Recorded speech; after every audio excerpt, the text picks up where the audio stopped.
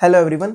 इस वीडियो में हम बात करेंगे कि नीट पीजी INICT या फिर FMG के लिए क्या रिसोर्सेज यूज़ करें या क्या बुक्स यूज़ करें। तो सबसे पहले मोस्ट इम्पॉर्टेंट जो आपका बेस बनाएंगे वो हैं आपके नोट्स। वो नोट्स किसी भी कोचिंग के हो सकते हैं, किसी भी ऐप के हो सकते हैं, आपके खुद के बनाए हुए हो सकते हैं, ज़ीरोक्स हो सकते हैं या फिर रेडीमेड कलर्ड हो सकते हैं। मोस्ट इम्पॉर्टेंट ये है कि आपने उन नोट्स को समझाओ, आपको वो नोट्स याद हो। तो सबसे पहले जैसे एक इमारत की एक नींव होती है, उस नींव पे ही वो इमारत टिकी होती है। तो आपकी इस नॉलेज की इमारत के जो बेस है वो है नोट्स। अगर आपको नोट्स ही याद नहीं है, अगर आपके पास नोट्स ही नहीं है, तो आप कितना ही कंटेंट पढ़ लीजिए, कोई मतलब नहीं है उसका। तो सबसे पहले आप नोट्स लेंगे।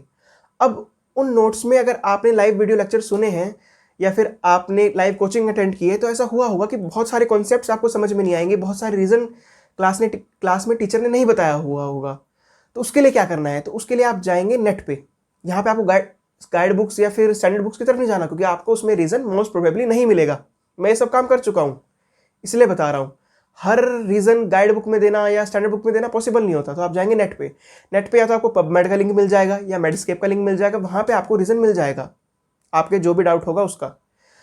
तो अब पहला स्टेप हो गया, अपने नोट्स हो गए, दूसरा आपका समझना हो गया। अब तीसरा, कुछ टॉपिक्स ऐसे होते हैं जिनके निमोनिक्स मस्ट है, आप उसके बिना याद कर ही नहीं सकते। आप चाहे कितना कह लीजिए कि मैं निमोनिक नहीं बनाऊंगा, नहीं कुछ करूंगा, मेन एग्जाम में आपको नहीं याद आएगा।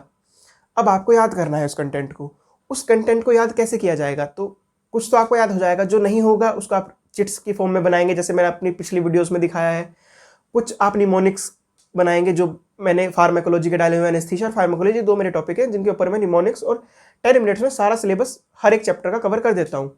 उन वीडियोज़ को देख लीजिए, तो आपका काफ़ी सिलेबस आसान हो जाएगा, आपका काफ़ी काम आसान हो जाएगा। दूसरे लेक्चरर्स को देख लीजिए, वो भी निमोनिक्स या वीडियोस डालते हैं। तो पहले आपने नोट्स बनाए, फिर आपने समझा, फिर आपने याद किया। अब आप कोई भी एग्जाम दे रहे हो, आइदर इस INICT, एम्स या फिर नेक्स्ट नीट पीजी, आपके 90% क्वेश्चन यहीं से सॉल्व हो जाएंगे। अब अगर आपको ये समझिए कि 200 मतलब 90% क्वेश्चन आ रहे हैं आपके नोट से, तो आपका अगर एक्यूरेसी अच्छा भी है तो आपने 80% या 70% सही किया, आप अंडर 1000 आ गए। लेकिन आपको और लेवल असेंड करना है, तो अब आप क्या रीड करेंगे, अब आप रीड करेंगे गाइड बुक्स।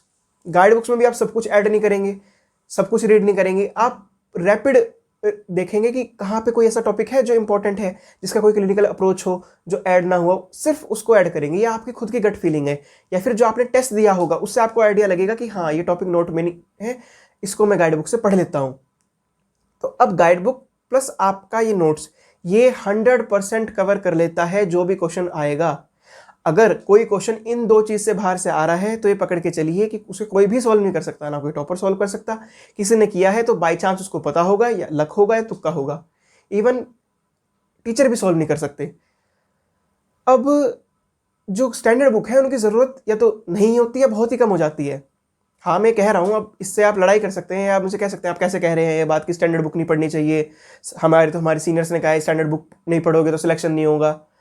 अब ये जो सीनियर्स है ना, ये 2012 या 13-14 बैच के हैं, या फिर, और उनकी भी गलती नहीं है, उस टाइम पे नोट्स नहीं थे, ये ऐप्स नहीं थे, तब स्टैंडर्ड बुक ही आपके पास एक सोर्स होता था, एक ऐसा सोर्स जिसमें आपको कोई डाउट ना हो, जिसमें आपको कंट्रोवर्सी ना हो। तो वो सीनियर्स अपनी जगह बिल्कुल सही हैं, लेकिन आपको करंट ट्रेंड को फॉलो करना है। अब फैसिलिटीज़ आ गई हैं, आप उन फैसिलिटीज़ को यूटिलाइज कीजिए। और एक मेडिकल कॉलेज में एक पता नहीं कैसा हो रहा चलता है, मुझे समझ में नहीं आता, कि जिसने स्टैंडर्ड बुक पढ़ी है वो अलग ही टशन में चलता है कि हाँ भाई हमने स्टैंडर्ड बुक पढ़ी है। वो एक अलग ही ईगो रहता है, भले उसको कुछ याद भी ना हो। पूरी स्टैंडर्ड बुक पढ़ ली एक रीड में, 2 रीड कर लिया, जब क्वेश्चन पूछा तो कुछ आया नहीं। ये इंसान नहीं बनना आपको, ये स्टूडेंट नहीं बनना कि पता सब कुछ है और आता कुछ भी नहीं। आपको याद होना चाहिए, डेली लाइफ में भी और मेन एग्जाम में भी। वही जीतेगा जिसको याद है, जिसको अप्लाई करना आता है। जिसने किसी भारी भरकम बुक से रीड किया है, बहुत अच्छी स्टैंडर्ड बुक रीड किया है, वो शो ऑफ करने के लिए अच्छा होगा। बेवकूफ़ आदमी शो ऑफ भी करेगा, बेवकूफ़ आदमी उस शो ऑफ को एक्सेप्ट करके ये भी होगा वाह वाह वाह क्या बुक पढ़ी है, लेकिन असल में ऐसा नहीं चलने वाला। जीतेगा वही जिसको याद है, जिसको अप्लाई है। वो तभी होगा जब आप स्मार्टली वर्क करेंगे। स्मार्ट वर्क नोट्स के थ्रू ही होगा। तो मेन फोकस आपका नोट्स पे, टेस्ट पे, याद रहने पे, निमोनिक्स बनाने पे, चिट्स बनाने पे, यहाँ पे होना चाहिए। लोगों को शो ऑफ करने में नहीं कि आपने 4 बुक्स पढ़ी, आपने एक ही सब्जेक्ट के 3 नोट्स बनाए, वो सब कुछ।